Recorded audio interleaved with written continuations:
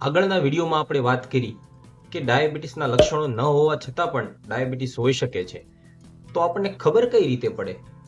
શું ડાયાબિટીસ આવે પછી શુગર બંધ કરી દઈએ તો ડાયાબિટીસ મટી જાય છે, કે પછી રિપોર્ટમાં આંકડા ઉપર નીચે થાય તો આપણે ચિંતા કરવાની જરૂર છે? ચલો જોઈએ. તો ચલો, હું ડોક્ટર અનિલ કલસરિયા સાયન્ટિફિક રીતે કઈ રીતે ડાયાબિટીસના રિપોર્ટ થઈ શકે છે એ જણાવીશ. એટલે તમે તમારા પરિવારમાં કોઈ પણ વ્યક્તિનો ડાયાબિટીસના રિપોર્ટ કરવાનું વિચારી રહ્યા છો તો આ 5 મિનિટનો વિડીયો તમારા માટે ઘણા બધો સમય અને ઘણા બધા પૈસા બચાવી શકે છે.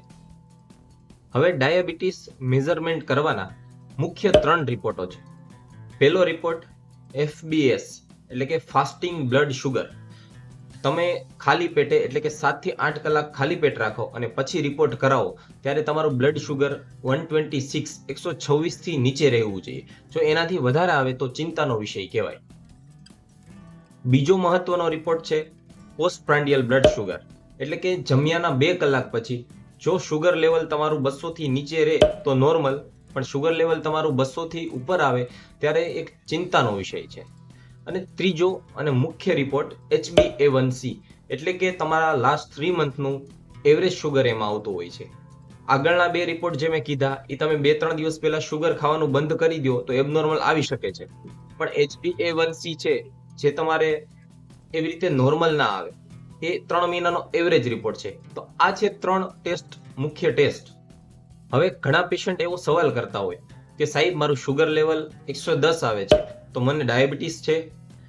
તમારું HbA1c 5.5 થી 6.6 ની વચ્ચે આવ્યું હોય તો તમે પ્રી ડાયાબિટીક સ્ટેજમાં છો. તો ત્યાંથી તમે રિવર્સ ડાયાબિટીસ કરી શકો છો વિધાઉટ દવા.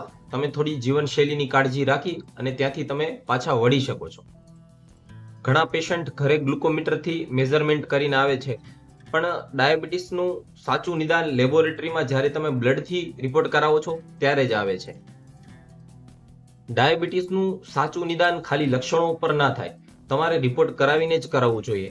એટલે કોઈ પણ 40 વર્ષની ઉપર એડલ્ટ મેલ હોય અથવા ફિમેલ હોય તો એમણે વર્ષમાં એકવાર HbA1c એટલે કે જે 3 મહિનાનો એવરેજ રિપોર્ટ થાય છે એ કરાવવો જોઈએ.